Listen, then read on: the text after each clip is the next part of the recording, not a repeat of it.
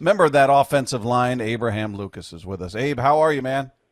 I'm sore. How are you? That makes perfect sense. That makes perfect sense. Your first action of the season, what was that like? Were there butterflies and nerves like it's opening day of the season, or how did that feel going out there? There's usually some nerves and some butterflies that come with it. I mean, I think that's pretty typical for most folks, but I was prepared. I was prepared as I could be. Over these last couple weeks, I was confident going back out, and I was really just excited to be back out there doing the thing, Abe, we asked you last night, I'll bet you're going to be sore tomorrow, and you were like, I'm sore right now. Tell us, what did you get in there early, and what are you doing to sort of combat some of that? Because you can't get in football shape without playing football, right? I mean, you can, I guess. I don't know. I mean, there's probably, if you look into the exercise science side of it, there's probably a lot of different things you could do. I mean, just to combat it, I guess, is just continuing to trust like the rehab process and doing what I've been doing, I mean, and this sort of thing is expected. It's not anything out of the blue or out of the ordinary. So just continuing to move forward in that regard. So, Abe, was there a plan going in, like you were getting this number of snaps regardless, or was it, hey, let's see how you feel throughout the game, if we'll rotate you a bit, or what was the plan going in? Yeah, there was a plan, and the plan was followed pretty much to the letter. It was more of I can't speak on it too much, but it was more of a pitch count type of deal, and that's all I'll say about it. But they had a plan, we executed it, and so it was expected that it was going to go that way. Hey, Abe, when I watch you, you just seem so natural, like especially when you anchor, if you get like a bull rush, you just automatically drop your weight. Is that just instinctive, or are you just particularly good at those kinds of things, or is that stuff that you've just learned over the years that, because it looks, I don't know, to me, you look like everything is really instinctive, but because all that's happening so quickly, is that mostly just reps and coaching and things like that, or is that just something that you've always been able to do? It's all of that tied together. I mean, if I look at my game from college up till now, there's a lot of things that I've improved on, obviously, and that was just one of those things. I mean, it's a tool in the toolbox. It's a good tool to have and a good tool to be good at. So just a little bit different, I guess, now, like post surgery and in recovery and stuff. But I'm still able to do it, which is really, really good for me because it's one of my better tools, I think. So just continuing to improve and add other tools to the toolbox, so to speak. So in your time away, obviously you're around the team and you're watching what's going on. We often talk to players and they talk about kind of going through mental reps and seeing the game from a different perspective rather than being in the middle of it. If we're looking for a silver lining to this whole thing, was there any positive in that sense that, hey, I saw things out there that I could do and implement when I do get out there that I probably wouldn't see if I were in the middle of it? Or how did you approach that time off? I was pretty content. I mean, I knew it was going to be a journey back, and I knew it was going to be a long process. So I really wasn't. I mean, I was chomping at the bit, obviously, to play, and if I didn't have to go through that, I mean, I would have just taken a pill and have it healed. But I mean, I just did what I could with it, and I tried to watch as much as I could, pick up tips from current and older players, and you can only get so many mental reps before it's like, okay, you need to actually do something for it to work. So I just try to stay sane, I guess, throughout it all. Yeah, that's tough when you're not with your teammates and, you don't feel like you're part of the deal. You mentioned some veterans that you've talked to. Who are some of the guys that you've talked to, some of the older offensive linemen that have kind of helped you along the way, Abe?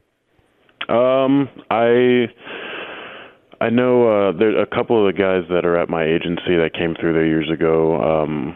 When I was training for the Combine, I worked with Joe Staley a lot, and he's a huge resource. I mean, he's a first ballot guy, or will be when the time comes. And then I do a lot. Like, I'm a big history kind of nerd, so I go back and like look at older players play. Like, one of the guys I watched a little bit was Bakhtiari when he was on the Packers, and then just a few other guys that you can just take tips from, and and then we got a guy like Jason Peters on our team who literally has been playing football almost as long as I've been alive. So, just using a guy like him for resource and for, information, because they're all wealths of knowledge.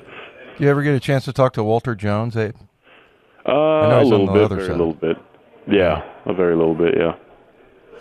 Hey, Abe, as far as what you were recovering from, I don't know if we ever heard any real clarity on it, but is it something that you look at now as, hey, this is fixed and now I'm rehabbing and getting back to what I was, or is it something that's going to have to be managed throughout your career?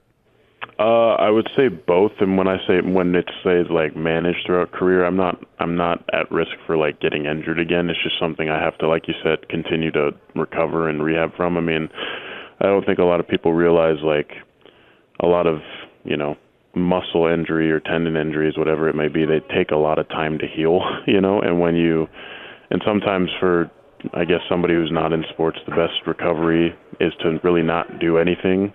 I can't really afford that. I have to heal and continue to strength train and football train and all that stuff. So it takes a little bit of time just to reacclimate everything. But I'm in a good spot with it, and I'm continuing to get better. And I'm able to play on it, and that yesterday's game proved that, and so we're going to build off of that.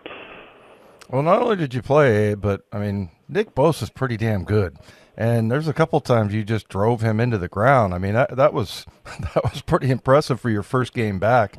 Tell us about that. Are you a guy that, like, all about Nick Bosa, or do you just go, hey, look, this is just a defensive end that I'm blocking?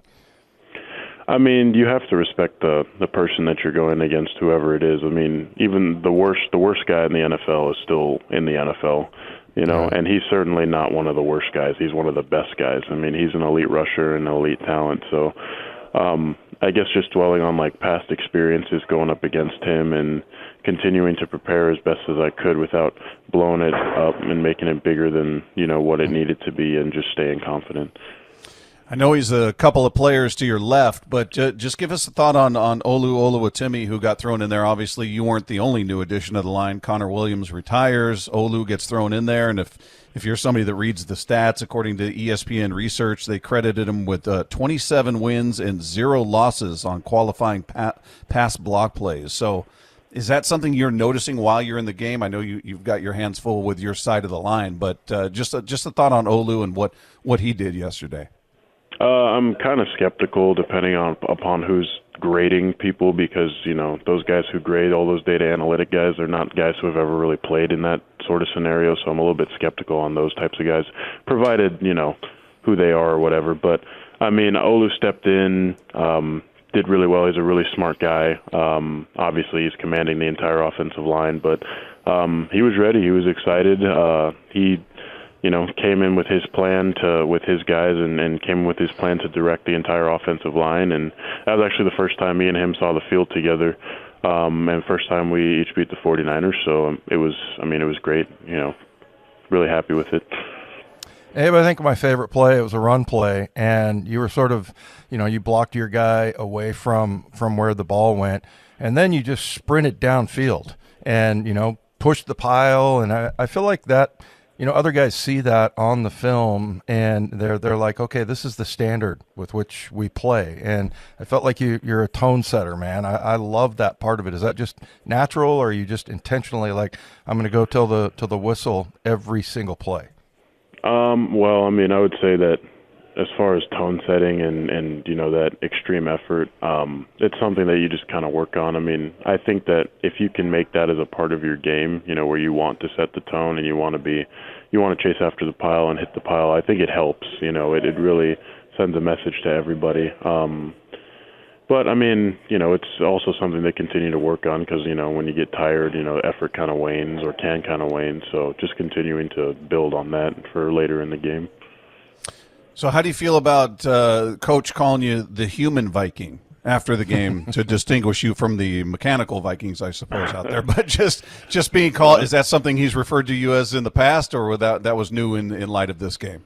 If he has referred to me as that, it's the first time I heard it. I don't. I mean, I was just grateful for kind of how it happened, how yesterday happened, and grateful to be, I guess, recognized. I mean, you play the game for respect, and you play hard, and so it's nice when the head man, recognizes that your grind in the process and all. Well, Abe, it was great to see you back out there, man, and coming up in a big situation where it was almost a must-win against a division rival. That was huge. So congrats on the return. Hopefully this is just the beginning, and you get back to where you want to be physically, and this team keeps ending up in the win column. We appreciate you taking time, as always, and hopefully get a chance to talk to you down the road. Absolutely. Thanks for having me.